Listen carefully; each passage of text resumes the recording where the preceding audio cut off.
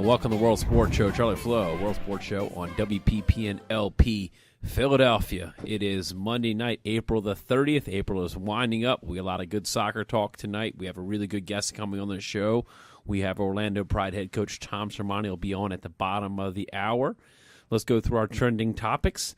Philadelphia Union beat DC United this Saturday 3-2 at home. This Friday, the Philadelphia Union will travel north to face Toronto FC. Looking at other MLS scores over this past weekend, we have New England topping Sporting KC 1-0. Minnesota topped Houston's 2-1. LA Galaxy and Red Bulls played to a 5-goal battle. Red Bulls came out on top 3-2. Orlando City topped Colorado 2-1. NYCFC 3. FC Dallas 1, and LAFC opened up their new Bank of California stadium yesterday. They beat Seattle Sounders by a score of 1-0. A lot of other good action in MLS that'll be coming up this week. It's good to have the Union this year on over-the-air broadcast. I said that'll be on PHL 17. Let's run down the women's scores in the NWSL. Looking at their games this past weekend, they had a 1-1 with Orlando City, and Seattle played to a 1-1 draw. North Carolina stayed unbeaten on the season by beating Houston by a score of 2-0. Washington and Chicago played to a 1-1. Utah and Portland played to a 1-1. So a lot of 1-1s in the NWSL. Of the 4 games, 3 of them were 1-1s. The only game that was a win was North Carolina over Houston. And like I said, we're going to have Orlando Pride head coach Tom Sermanni on the show at the bottom of the hour. Everybody knows Tom Sermanni. He had great success with the Australian national team. He had a cup of coffee with the U.S. women's national team. And here we are, a few years later, having Tom back on the show. We have him on about every year, a couple times a year, so we're looking forward to having him on. Let's keep it on the local. Philadelphia Union, who had come off of back-to-back losses, finally got themselves a win. They'd had 2-0 losses in a row, and now they're looking in the driver's seat of a 3-2 convincing, a huge win at home, Talent Energy Stadium this past Saturday night. You were down there, John. What did you see? I wouldn't say convincing. Yeah. I'd say they scraped through. Well, that third goal was a convincing. I should say that the game-winning goal was a very convincing goal. Yeah, very convincing goal, but a lot of opportunities, a lot of pressure. They put the effort in, that's for sure. But, what was billed as the power rankings, 2 teams amongst the bottom of the league as far as power rankings. But as well as at this part of the year, a team like at either DC or Philadelphia can string together a couple wins, and they're back in a playoff hunt. So Talent Energy Stadium, a beautiful day. This is soccer time of year. Yes, sir. It's the time where the cold's gone. Or, well, hopefully. It's been a real dicey year, 2018. So a lot of clouds hanging over almost every day. It seems like it's going to rain. Not many just completely sunny days. Yeah, not too bad. But as far as, tactics, a DC team comes in at the bottom, pretty much one of the worst teams in the league, and playing the Union, who don't really seem like, as far as being a Union fan, a Union observer, they're not really playing well, but that they can possibly play better. And I think that this was a game that they forced a win, which is needed. They didn't press they pressed hard, but they volume shots on net. Yep. Same with any sport, hockey, enough shots at the goal or in the end zone or the volume, and you're bound to get a couple in. So I think that was the case. Yeah, we talked about how big this win would be. It moves them into a tie for, they're in 8th place. They're tied on points with Chicago. Chicago's sitting right above them, with a -1 goal differential. The -4 differential is you can basically owe that to the back-to-back 2-0 losses. You remove those losses and, hey, even if they were draws, they'd be sitting right there in the playoff picture. Sitting in 8th place, they're not in a bad spot, but big test this Friday. Got to travel to Toronto. Toronto's a very tired team. That they blew a 2-goal lead against Chicago over the weekend, and don't know if they have a lot of road legs because what Toronto had to go through who the Union faced next. I mean, went down to Guadalajara. They almost pulled off a miracle. Yeah, absolutely. I mean, that was an amazing game. You and I were both watching it, not together, but we were back and forth texting, and my hat's tipped off to the Toronto FC team. That was a valiant effort. Came up short in PKs. Yeah, came up short. As far as being a team, as far as the MLS team who's not in season, compared to a Liga MX team who they're in full stride right now. And you're in their house too. In their house, one of the toughest stadiums to play at in the world, let alone North America, to come out almost a miracle, upset. I consider it an upset considering it's huge. MLS has never won a Champions League. Yeah, and going there with you've already conceded 2 roll goals. I mean, you really had to basically, and they went down. So at one point it was 3-1 aggregate. Yeah. And to battle back and score those 2 goals just to force PKs was just an accomplishment within itself. And just one thing, a teaching point, if people out there want to show a kid or youth or somebody who doesn't know too much about soccer, check out Sebastian Giovinco. The way he scores. Oh my gosh, it's amazing. The guy's 5'0", ball control it's like the ball's taped on his foot. Yeah. But the way he shoots isn't exactly the conventional aim for the upper 90 right or left. He's basically shooting a low liner that might bounce 2 or 3 times before it finds the net. Yeah, it works. It works. And it's not close either. I mean, teams like, it's a frustrating point. A lot of the Union fans who do hit us up on the mailbag at worldsportshow.com, that the Union don't shoot enough outside the box and as far as the 18. Well, you got one of the smallest guys by far in the league who's taking shots 20, 25. He almost gets lost in traffic there. Almost gets behind the line. But, another thing, too, is, he's super talented. And oh, yeah. It's easy for me to say what a team doesn't do when you got a guy who's one of the best in the continent with shooting the ball, driving the ball, and scoring. Yeah. So, it's you look at Toronto, they're sitting at the 11th place in the East. They're at the bottom of the table. They got 4 points on the year, 1 win, 4 losses, 1 tie. They're going to be a dangerous team. They came off a game they should have beat Chicago. You've got guys like Josie, Michael Bradley, Giovinco, just household names. A very young core too. Great goalkeeping. So, very big test for the Union. To continue their winning ways, because when I'm looking at the Union's schedule, it's a lot of big games. They got the Saturday game. They turn around and play the Friday game. And then you turn around and play a Wednesday game and a Saturday game. So you're looking at bang, bang, bang, bang. You got a Saturday, Friday, so you don't have the full week recovery. And then you turn around the road, and you're still on the road. You play Columbus on the road, then you play Montreal on the road. That's 3 road games, and you're not back home until May the 19th against Real Salt Lake. So let's break down this 3-game road trip. We're talking a Friday, Wednesday, Saturday. Basically within a week you've got 3 games. If you're the head coach, John, what kind of points are you targeting? Maximum of 9 if they got 3 wins, but what's your goal as a coach to get in this road trip? 7. 7? To be honest, I think that the most important 3 points are against Toronto. Yeah. Because here it is. You got a team who's limping. You have your chance to put your foot on their neck, so to say. So this way, because coming at the end of the year, they're going to be moving up. And it's a chance to these are all 3 Eastern teams too. I think this game is huge to get your away goal, to get your away win, to get your momentum coming in the other games. Yeah, and to kind of figure out as far as your I think they're having a little bit of a. I don't want to say they're a little confused or they're not 100% towards their outside midfielder situation, and I think that they put a lot of money into one side, like.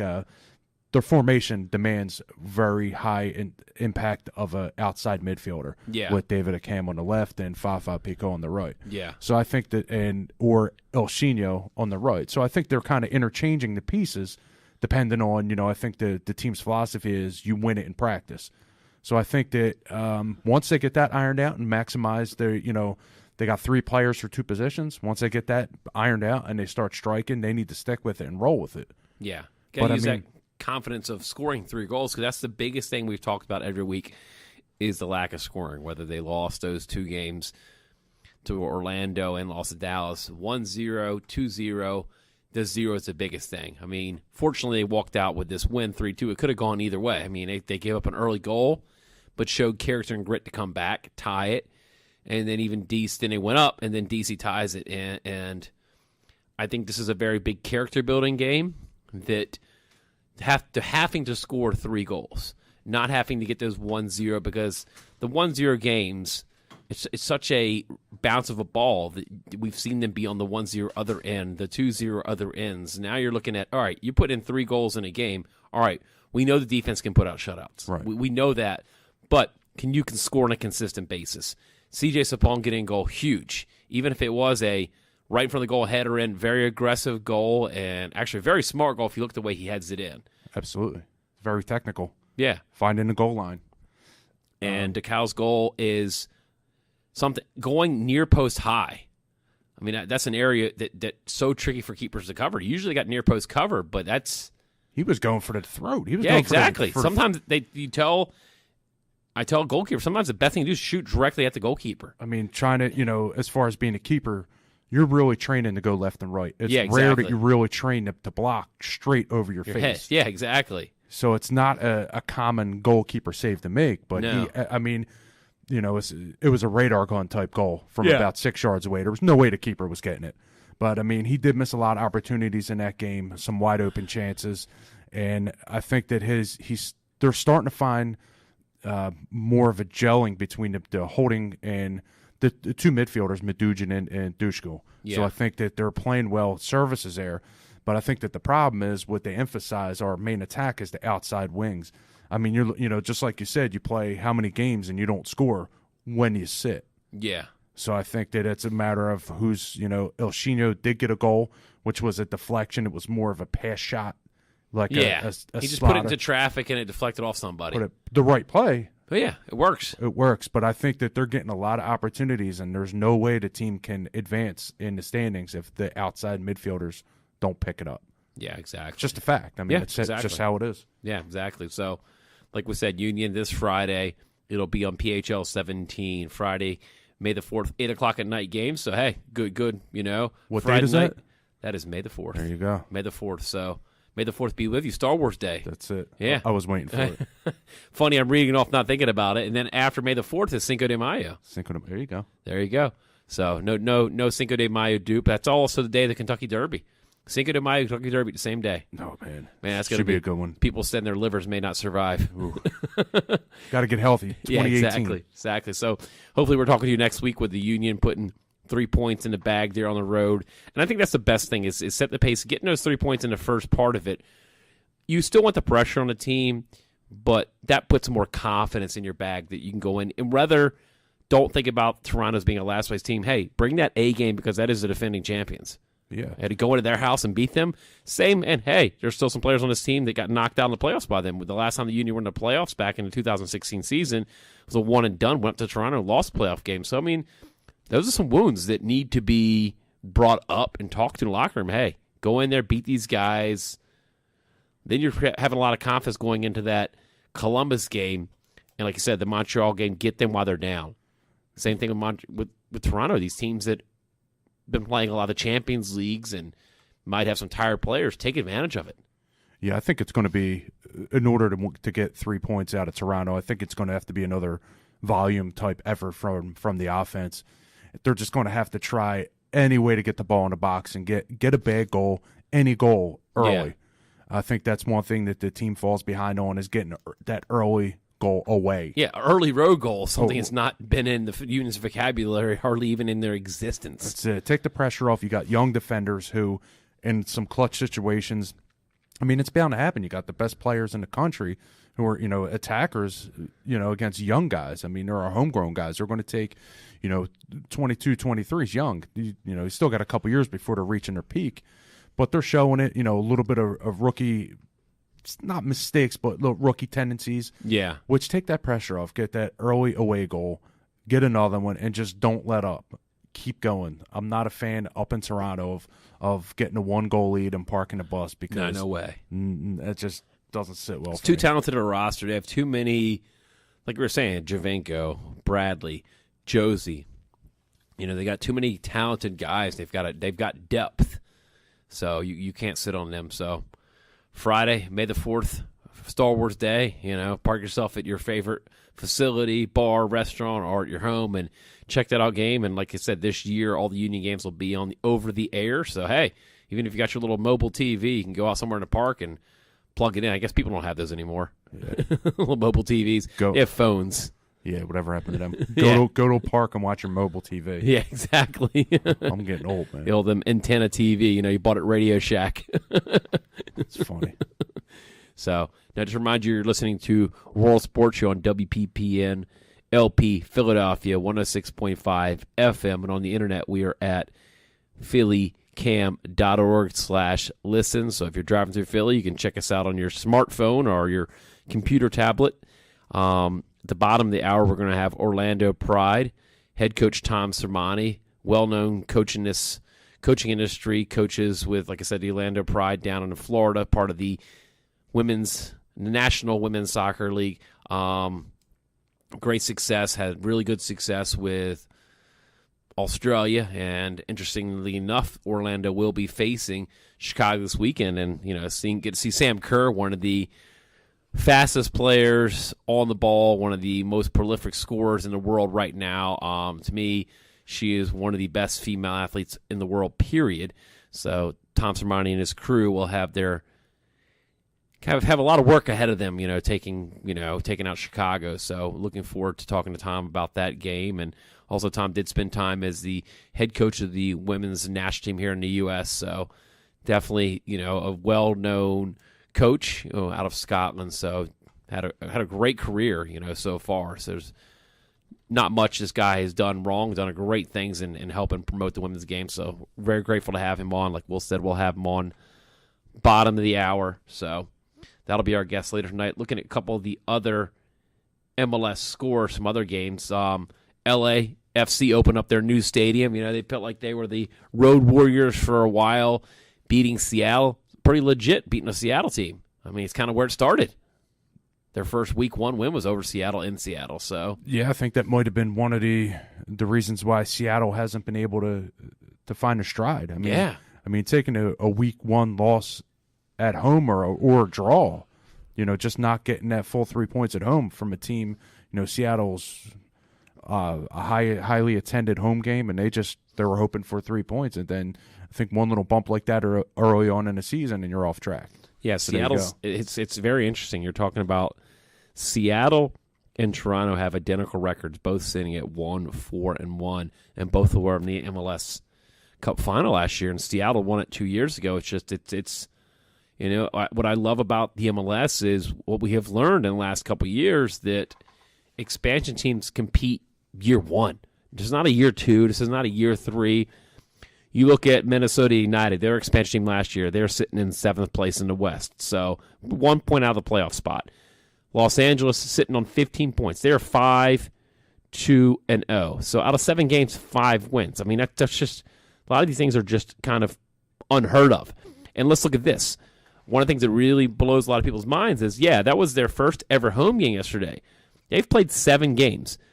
That was their 7th game. They played their first 6 games on the road, and they came in with a 4-2 record, John. I mean, that's just we talk about the Union. They can't even get a point on the road. Last year, 0 wins on the road, and the expansion teams already got 4 wins on the season on the road. That's most teams' totals for the whole year. I mean, you're looking at possibly 5-1 if it wasn't for Zlatan. Yeah, some miracle. Yeah, goal. They had a 3-0 lead in that game in L.A. Pontius and Zlatan, yeah. Yeah, so you look in the East and the West, number 2 team in the East, Atlanta. Number 2 team in the West, L.A. You're talking a second-year team and a first-year team that could, hey, I wouldn't say it's wacky, but hey, it's not even a crazy. I mean, it's a possibility those 2 teams meet in the final. It could be MLS Cup. You could have LAFC and Atlanta United. No doubt. I think LAFC has something to prove. I mean, it seemed like last year, expansion team, I think that expansion theory is out the window because these teams are coming in red hot. I mean, they're paying to play. They're paying for some good strikers. They're bringing it's scouting, coaching, and who they're bringing in. They're not just relying on this MLS expansion draft. You can't build a team on that. Right. And we've seen so many North American teams try to do that, NFL, NBA, and you look at the models now. You look at even NHL. You got Las Vegas. This team's like in the second round of the playoffs in their first-year team. We're starting to see that it's about the collection of players you bring in. It's how you do your scouting, how you build your system. That's it. Fan base as well. Yeah. Super fan base. Yeah, I would love to get to a game out there. So But looking at number 1 in the East is New York City FC. They're sitting at 6 wins, 1 loss, 2 ties, and their thing is perfection at home, 4-0-0 at home. I mean, that's just taking care of business 100% at home. It's that baseball field magic. Yeah, exactly. So we'll see if they want to stay there. Maybe the Babes helping them out. So, and then in the West, Sporting Kansas City is sitting on top with 5 wins, 2 losses, and 2 ties. I mean, the only really difference is they've played 9 games and Los Angeles has only played 7. We've talked about them with the not having a home. So having a couple games in hand, Los Angeles, if you look at all the teams, the playoff teams in the West, Los Angeles has played the least amount of games. Same with Dallas. Both have played 7 games. That's a remarkable feat to be in second place, and most teams have 2 games over you. Oh, yeah.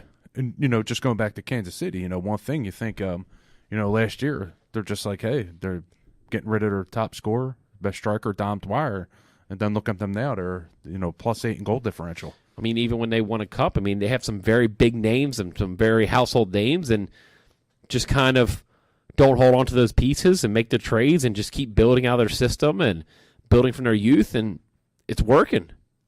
Yeah, I think that they found the winning formula, and then they created their system. I think the one thing, just going back to the Union, I think is they're trying to build their foundation of formula without winning yet. Yeah. So I think that's a difference. I mean, Kansas City's an older team, of course, going back to the Wizards, the KC Wiz. Yeah, the KC Wiz playing at Arrowhead Stadium, man. That's it, Holy back. moly. So, I mean, they're not a young team, but they found that winning touch, Yeah. and they're just building on it. So, it's tough to build and find your formation and fundamentals at the same time. So, could be troublesome. Yeah, so, I mean, that's really what separates a lot of the teams out there is picking up those valuable road wins. You look at, like we're talking about Kansas City, 2 wins on the road already. So, and then, I mean, it blows my mind. I'm looking through the MLS standings. The most wins is 4. I mean, yes, LA has played 6 games on the road, but that's just a remarkable number that keep an eye on that all season and see. That would be an amazing stat. They may have the most away wins all year as an expansion team. It's almost kind of they're used to being, our stadium's not ready, we're on the road. It's almost it's sort of embracing that, hey, we're the road warrior type thing. Yeah, that's right. Why not? So, just remind everybody you listen to World Sports Show on WPP and LP Philadelphia 106.5 FM. On the internet, we're at phillycam.org/listen. You want to check our website out at worldsportshow.com. Check us out on Twitter at World Sports Show. Check us out on Facebook, World Sports Show. We have our YouTube channel. We put all the old past shows up there, and John does all the production work here. So hit him up at mailbag@worldsportshow.com. Reminder, at the bottom of the hour, we're going to have Coach Tom Sermanni on the show. He's the head coach of the Orlando Pride, was the former head coach of the U.S. women's national team, and the former head coach of Australia women's national team, and coached some very talented players, and also has a very talented, loaded roster. We definitely want to talk to Tom about Orlando's 1-1 draw with Seattle. We saw Allie Long scored an amazing goal for Seattle, but her goal was topped moments later by a free kick by Marta. If you get a chance to jump on YouTube, when we go on our little break, jump on there and check out the Marta goal. Left-footed curling shot, just no keeper in the world is going to save that. No, not at all. So definitely worth checking out. So we're going to go through and break down some of the NWSL games. And before we have Tom Sermanni on, go through the scores again and just kind of update you guys on what we'll be talking about. North Carolina tops Houston in Houston, so North Carolina stays top of the table. They're sitting at 16 points. The closest team is Chicago with 9, so they're perfect on the season. Well, not perfect. They had a draw in there, but they're unbeaten on the season, I should say. There we go. Chicago traveled to the capital city and faced Washington this past weekend on 28th. That was a 1-1 draw, like we just said. Orlando and Seattle played to a 1-1 draw. Utah and Portland played to a 1-1 draw. Amy Rodriguez got the lone goal for Utah. It is the first ever home goal. Kids out there, if you get a chance, go check out the Amy Rodriguez goal. Just a way to break through defenders, break down a goalkeeper, slot it away, and just amazing that she's still like playing in her prime. She's playing like she played in Philadelphia. It feels like 10 years ago. Still playing with that's about 8 years ago. She was playing in Philadelphia. It just blows my mind.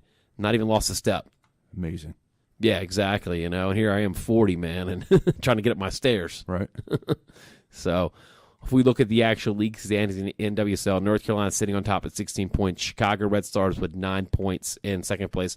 Portland with 8 points in third place. Seattle, 7 points. And then Washington in fifth.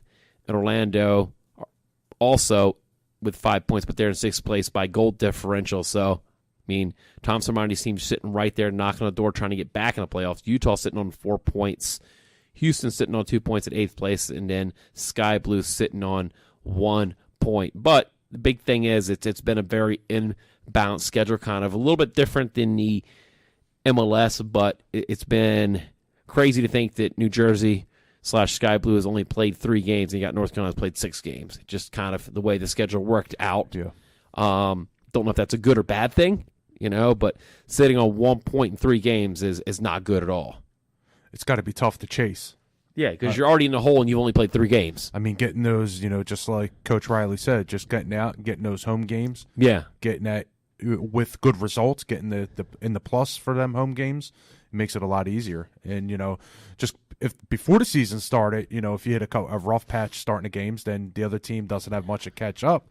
I would say that Sky Blue had it a little bit easier, but now the way this is panning out, yeah, it's going to be tough. You're already in the hole, and you've got those 3 games in your back pocket, but you're chasing no matter what. That's it. Where with North Carolina had the favorable home schedule and took the wins. We know there was a lot of weather and issues, but North Carolina just took care of business early. And, that's what you got to do. That's kind of how they found themselves in the Cup final last year. Just got ahead so early in the season. It's just amazing looking at the standings as well. The bottom 3 teams don't have a win, so you got 3 winless teams on the year. Yeah, that's pretty much the reason why you're at the bottom of the table. That's it. It's crazy to think that, yes, Sky Blue has 1 point, but say they got 2 wins in there and a loss, 6 points, you'd be sitting in 5th place. That's crazy to think. That's how quick you can jump up. We talk about that all the time, and how 1 or 2 wins, string a win and a draw together, 4 points, get you right back into the, you're controlling your own destiny. With a situation like this, you're going to need help to get in the playoffs. And then also as well, I would not be shocked if you were to tell me that the worst team went to the best team and won at any point of the season. Oh, we talk about that all the time. We were just talking to Roy Dames about that last week. We'll bring that up with Tom Sermanni, that there's no favored lines like when we look at La Liga when it's Barcelona versus a bottom team. You just know it's going to be at least a 4-0 drumming. I went to a Barcelona game in September, 6-1 game. It wasn't even a game. So it's not even that exciting. It's like, who are you playing? Yeah, they might have let you get in there. Yeah, exactly. Make a little run or two. I don't know. It would be a lot bigger of a lead for me to get in there. Right. It's like, whoa, buddy. 6-1, though, on Barca. I think they can find a spot for you to hide you on the field. Throw me up top. Yeah. just run around up there. The old dummy. That's my best play, the dummy. The dummy. The dummy. Could be the faux striker. The faux 10. Yeah, exactly. It's funny. Yeah, I don't know. Might take me a while to get in at least second gear and third gear. Right. Put me in the 80th minute. By at least the 90th minute, I might be able to get second gear. If there was, everybody jokes about that, like, hey, you get, lucky fan get to put in. Oh, my gosh. But if there was ever a situation where I had that, as soon as I got the ball, one thing I'm doing. Doesn't matter where I'm at. Yeah. Shooting. Yeah. Why? I got a shot. 50 yards out. I'm taking a shot. Taking a shot. Well, I think the neat thing is you look at Texas A&M, they have the old 12th man. I know they get a little beef with the Seahawks about 12th. No, they actually have a player from the student body come in on kickoff coverage. Wow. Dude, yeah, they'll get a student body. He'll work out with a team for a week. It'll be on one play, the kickoff. One of the kickoffs, they'll throw him in there for one kickoff. Wow. And that kid, that kid is pumped. Oh, sure. Just hang on the bench for the rest of the game, It's like, it's different about soccer. You can't just put me in for one play. Maybe if it was indoor soccer. In an old kicks game or something. Put me in for one shift. Do they wear the 12? I think they do. I think they wear the 12. Oh, man. That could be really good storybook, but it also could be the other teams like, hey, this number 12's coming down. Lay that kid out. Light him up. Light him up is right. What do you almost got so much of that energy, you just want to hit somebody. Yeah, it's a shame that, in football we might be getting that taken out. Yeah. Coverage, so. Yeah. Unless they're putting him in for the punt. Yeah. Yeah, right. The kickoff after the scores, I think they're going to kind of put him in for the extra point block. Weed that out, yeah. Put him on the line. Yeah, just jump over that guy right there. So Interesting. One thing that somebody did email us was a video was a Joel Embiid and Steve Nash. It was an older clip from the All-Star game, which I haven't seen. They were playing a little I saw that soccer pong on a saw round that. table. Dude, it's great. It's great. I mean, to see a 7-footer with feet like that. Yeah, and, we have had Steve Nash on the show before. Yeah, it was crazy.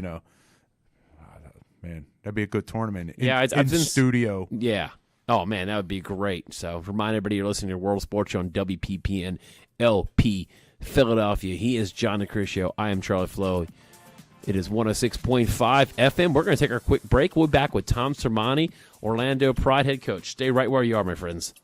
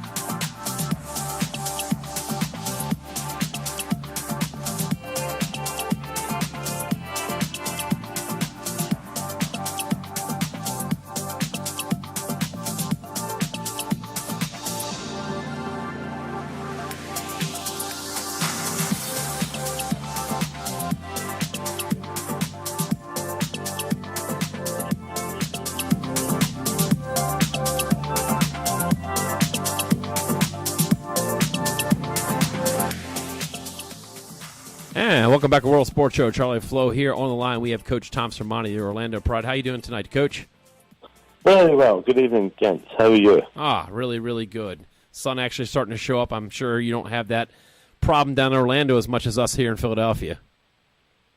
You getting what down up there? Sorry. We're finally getting some sunlight up here. Finally getting some sunshine. We've been talking about it's been a brutal winter. Oh, the snow's melting away, is it? Yeah, exactly. Well, it's been a relatively mild average 75 a day up here down here. So it's not all great. I mean, it's crazy to think that actually is a kind of a factor in your league. You guys are such a spread out league with you have almost all four corners of the U.S. continent covered, and you guys, I think the biggest thing for you is maybe having wet fields is your biggest problems. It is. It gets a wee bit wet here in the summer, but it gets a wee bit hot as well. So, but I'll take the hot before the cold. That's for sure. Yeah, you guys had a interesting game this weekend. You tied Seattle. You're right there in the thick of it, trying to battle for a playoff spot. I mean, Marta's goal has got to be up there, one of the better goals we've seen all season. It was a terrific goal. I thought, it's not untypical of Marta. It's she's got this ability to pull stuff out, and she did that for us in the game. And it's great to have her back. She literally, the Brazilians had probably about 1.5 training sessions, and back into the game. So, yeah, certainly good to have her on the field in our coloured shirt. Yeah, I mean, that's definitely an issue going into the season, with all the international call-ups is having to battle through that. Was there anywhere in your mind, hey, we just get enough points and just kind of stay in the thick of it, that you don't want to put yourself in a chasing mode, but you're missing some of your key players. How did you approach that and your staff approach that this season? No, we talked about that. We talked about the importance of, we knew the season was going to be rocky, and still is. We reckon till probably the middle of May before we feel that our squad will be settled and have been together for, a relatively decent amount of time. So we still got a few weeks to go in relation to that. But at the same time, as you say, you've got to keep in the mix and you've got to keep picking up points. And we've done it, but we could be, I'd have been happier if we were probably 2 points more better off. Any goals on the overall season? You guys making the playoffs last year is probably a step in the right direction. What is some of your targets this season? Again, making the playoffs. I mean, that's the key, is that we want to be in the top four. Obviously, it would be nice to be at the top of the top four, but the main aim is to get in the top four, and this is a very competitive league. And, as I say, it's going to be pretty disrupted this year with internationals again, and that hits us particularly hard because we've to get a squad of the quality that we've got in a shorter period of time that we have, we've had to go down that international route. So, when those international fixtures and FIFA dates come up, but it hits us particularly hard. But again, our aim is to be in the top four. But there are 9 competitive teams in this league who all have the same aim. Now, you talk about with the internationals. I mean, the upside is you can play some good ball, get some points, and then some of your players that don't normally see play time, it's kind of a preview of what they can do come later down the season if they're ever called upon again. Yeah, and at the beginning of the season, we've been missing at least 5 players for 3 of our games, and more than 3 games, and that's been up to other players to come in and step up, which they've done. So what we feel we've got is that we've got good depth in our squad this year. So the players that are maybe not starting when the internationals are here are more than capable of holding their own in the competition. Now, looking at the season as it's going along, that we talk about this a lot with all the coaches in this league. You guys know each other very well. That you look at a lot of other leagues outside the world, that there's almost a game where you say, all right, this is going to be a 4-0 win. I mean, not that you don't take it serious, but it's probably got the most parity where there's no such thing as a team that's a favorite every game, where it feels like it's almost a flip of a coin where you have to be on your A game every single week. Without doubt. There is absolutely no game that you can walk into in this competition and say, well, this is 3 points. Whereas as in every other women's competition in the world, that's a given. And there's probably the disparity between the top and the bottom in all other women's competitions in the world is significant. The parity here between the top and the bottom is minimum, absolutely minimum. And I think you saw that this weekend. 3 of the 4 results were 1-1 draws, and the other result was a 2-0 win. So you don't get much tighter than that. No, that's the thing, is it every week, and you have every team that's loaded with stars, where, like you talked about other leagues where, you have every single roster in this NWSL has players that for multiple countries that are starting for their country. And that's the thing, is there's never a week where you have a roster of 11 players that are just kind of key average players, just professionals. But almost every one of these young ladies on every team, you're talking 4 or 5 players play for their country. Yeah, I mean, there's a huge international contingent here and high-quality international players as well. So you have that, and then you have the base of literally the whole US women's national team squad, and players who are on the fringes of that squad, or players who have just dropped out of that squad, and then you also have the Canadian national team players here. So, that you've got a great deal of strength, whereas if you look at Europe, the big clubs in Europe tend to attract all the best players. And when you filter down those leagues, you really get that parity across the competition. So this week coming up, you're going to be facing Chicago. You get to go up against Sam Curry, and she's coming right back in time for you to face her, And what has it been like seeing her just emerge as just a machine this past year? Unbelievable. I mean, we always knew she had potential. They brought her into the Australian national team as a 15-year-old in 2009. And, she unfortunately tore her ACL the following year, but then came back and played in the World Cup in 2011 as a 17-year-old. And so she's always had that unbelievable potential and unbelievable energy. And what you've seen now is that now mature into a really professional player who still has all those attributes, the skill, the physical qualities, the energy, and she's got a unique ability to play the game with a smile on her face. I was talking to her after we beat Sky Blue 5-0 down in Orlando near the end of last season, and we were going off the field chatting, and she, within 5 minutes of the game finishing, she was smiling and laughing and said, "Oh, you smashed us there, didn't you?" And she's just, whereas most players would have just been, their chin would have been hitting the ground and she'd be walking off, and and not talking to anybody. But she's just got an unbelievable personality. And I remember when we used to play, particularly in Asia, with our under-17, under-20 team. So Sam was a member of the 17s, the 20s, and the national team.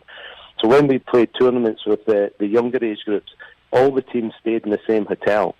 And Sam would know people, couldn't speak the language, couldn't communicate verbally, but she'd know people in every other team, the Vietnamese girls, the Thailand girls, the Japanese girls. She's just got an amazingly infectious personality, and just a great girl. I mean, the Australian team have had a great showing into some of the international tournaments. I mean, last year they came and won the tournament they played on the West Coast. And, just from coaching the women's national team here in the U.S. and the Australian, what are some of the differences you've noticed between the U.S. players and the Australian players? Well, I think that the difference was in the teams were at different stages when I had them. The Australian team was very much a team that we built up and then rebuilt again. So we had when I left the job, the players who are now sort of coming into that mature age were very, very young at the time. So there was a very youthfulness about the Australian team, whereas the US team was very much an established group of senior professional players. So the dynamic within the groups were very different. And what were the facilities like in Australia? Because, I mean, you've got good facilities with Orlando playing, and then with the U.S. you have top-notch facilities because they're starting to be a world-class power team. But what is the facilities and day-to-day like in Australia for those teams? Well, the facility, I mean, the facilities or the setup for the national team is very good. Yeah. The W League is as good as we could get it when we started it, in the sense that, they're only playing 12, 14 games, you don't have quite the same resources as you have here. I mean, what you've got to remember, Australia is a country that's the same size as the US, but only has a population of 25 million people. So there are significant challenges to, and it's a multi-sport country like the US, where athletes play a whole variety of sports. So it's not just, a very soccer-specific nation. So those are more of the challenges. It's just that, the resources are limited due to the size of the country and the limited population and the competition amongst other sports. But I think what you tend to do then is that it's a bit easier to spot the good talent. One of the issues I've always said in America is that it's too big and you've got too many players. So in some ways that becomes a hindrance to be able to spot, identify, and then bring players into the system. So the big advantage we had in Australia was that, we saw a 16-year-old that had a bit of potential. We could immediately bring them in to our national team or our underage national teams or to camps and embrace them in the system. That's far more difficult to do here in the US. Yeah, definitely, because there's so many other players. And what I really like about the W League in Australia and the NWSL is they don't step on each other's toes, that they sync really well. And a lot of these players do that, play in the U.S. and then go play in Australia. And I'm sure that you probably, you like that, seeing some of your players that are younger in the early 20s that need that development. I mean, the Australian League is a great league for them to help develop their NWSL game. Very much so. I mean, it's a great fit. It's a great fit soccer-wise. It's a great fit culturally. It's a great fit in the football calendar. So in many ways, it's fantastic. And for the players here, the players here that are perhaps not going to be with national teams, etc., but are good professional players, it's great to be able to extend their season. Instead of a 7-8 month season, they now have a 10, 11 month season playing all the time. That also gives them the experience of living away from home, because particularly US players, they don't tend to want to travel too much. So they much prefer staying at home. So that experience of going away from home, a similar environment but different nevertheless, different kind of clubs, slightly different style of soccer, and getting that experience is invaluable for some players. We had Rachel Hill go down there this year to play for Perth, and she had a fantastic time, and it's been really helpful for her career. So you've done a lot of journeying. You're from Scotland. You've coached in Australia. Now you coach in Orlando. I'm sure you've tasted a lot of different foods. We love talking about food on the show. I got to ask, where are some of the best places to eat, like in Australia? What are they known for food-wise? Well, it's interesting. It's a very, very cosmopolitan place, Australia, because you've got to remember that the population growth in Australia really only happened in the 60s, and that was the Europeans came in. And then in the 80s, a huge influx of Vietnamese have come in, and then Southeast Asians have come in over the past 25, 30 years. So there's a great mix, and some of the Asian food down there is phenomenal. It's really, really good.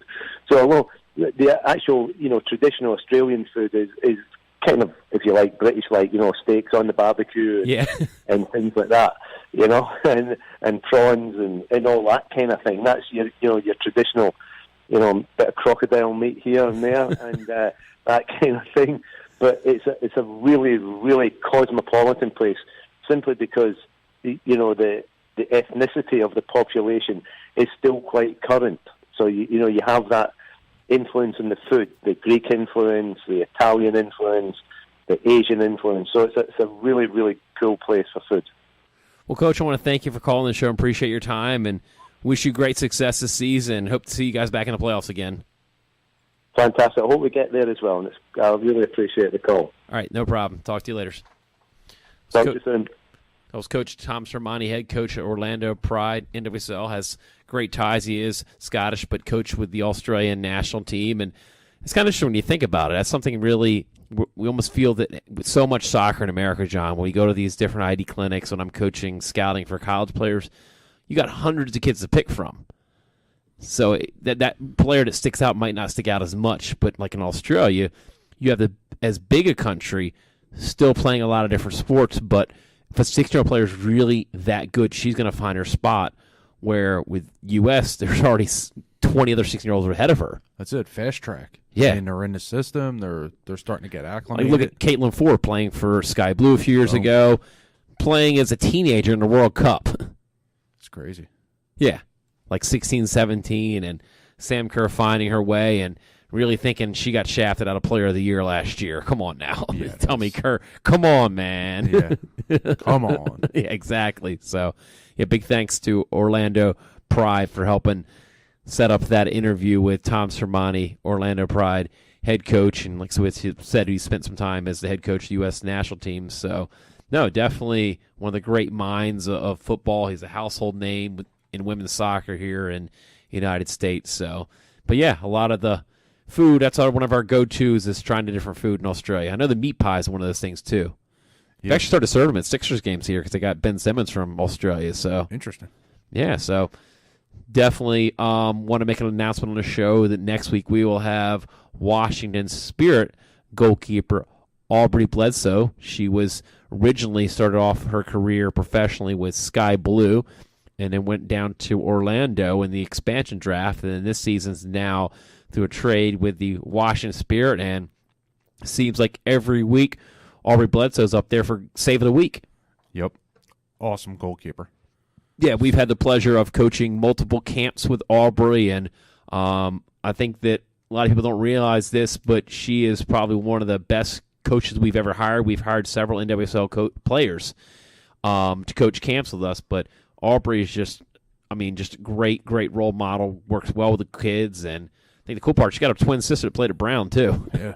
It's interesting. When you got keepers at her level, you can just learn without her saying a word. Yeah. Just her posture coming onto the field, just the way she approaches teaching and not even alone, not even just working with the kids. Yeah. With the kids, coming down to the kids level, fundamentals, and it's fun. Every step at a time that we've been with her, it's been fun. Oh, it's great. And I think one thing that the kids out there can learn from a player like Aubrey Bledsoe is she got drafted and came into Sky Blue, and she was had a backup role. She only played about 5 minutes that entire season. I mean, that's the thing is when you get behind a really good goalkeeper, you had Cameron playing in goal for Sky Blue, then she was just on fire. Yeah. And what do? You know you've got a really good backup, but you can't just give her 5 minutes here and there. And I remember they did that against, I can't think of the team they put her in against, but put her in for a few minutes, and that's all you can do because it's so hard as a goalkeeper to keep working hard, keep pushing that starter, but your starter in front of you is playing well. And that's just, most goalkeepers realize that, hey, if the guy in front of me or gal in front of me is playing better than me, I'm not going to go start complaining, I need playtime, coach, I need playtime, because if they're producing, all you can do is just keep working hard at your craft and pushing that number one. So then she goes down to Orlando, and she's, Ashlyn Harris's backup, and we know Ashlyn Harris is starting games for the U.S. national team, so it's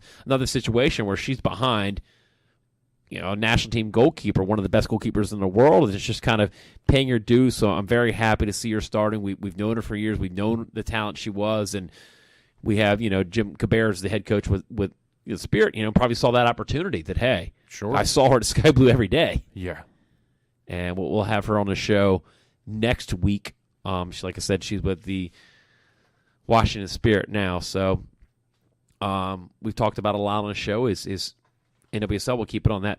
Women's soccer now is that, they're still on top of the table. So also to remind you out there, we're still going to be doing the WPPN LP fund drive, for everybody out there. If you'd like to email the station, you want to go on to phillycam.org, go near the top. There's a donate button for WPPN LP. This radio station is possible through donors like you, listeners like you. If you like the content on our radio station, and whether it's our show or the next show after us, which is DJ Yard Sale or the Elevated before us, all of us here at the radio station are volunteers. We don't get paid to be here. All of our funding is raised through grants, donations, and we find ourselves in a unique situation where we're one of the only shows in the world, giving women's soccer coaches and players a platform for them to call in. Because guarantee you, there's not any other shows in the country that are having female athletes call in every week. That's it.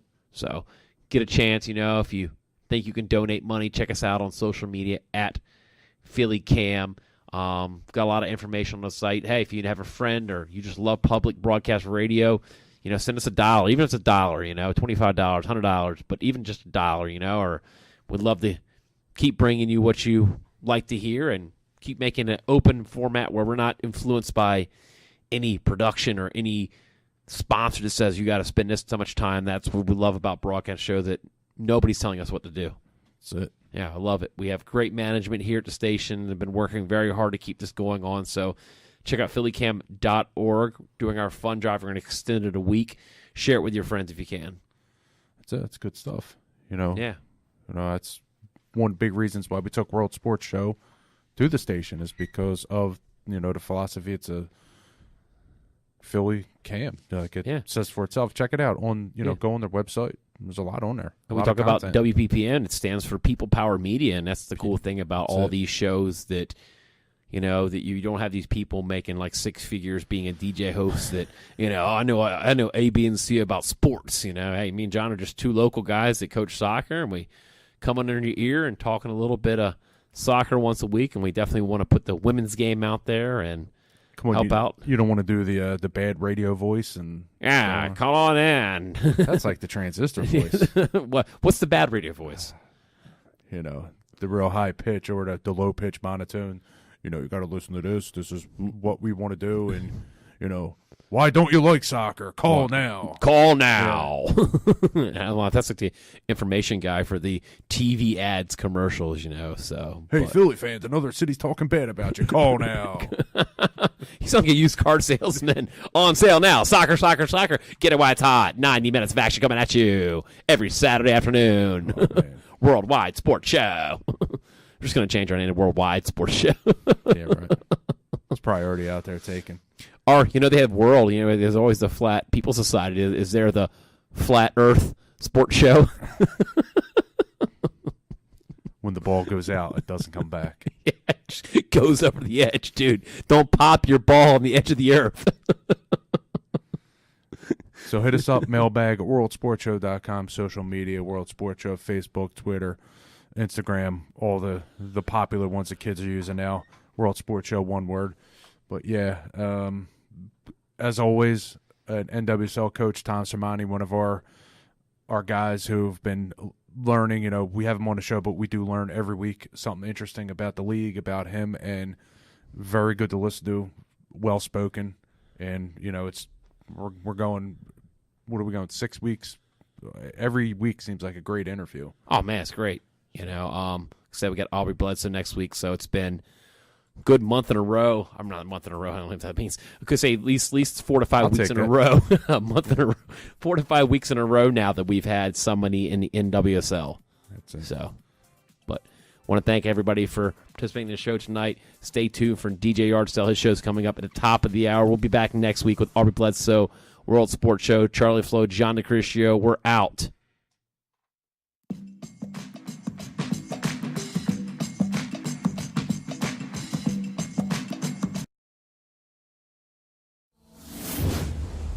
Thank you for watching a World Sports Show production. For more info, go to worldsportsshow.com.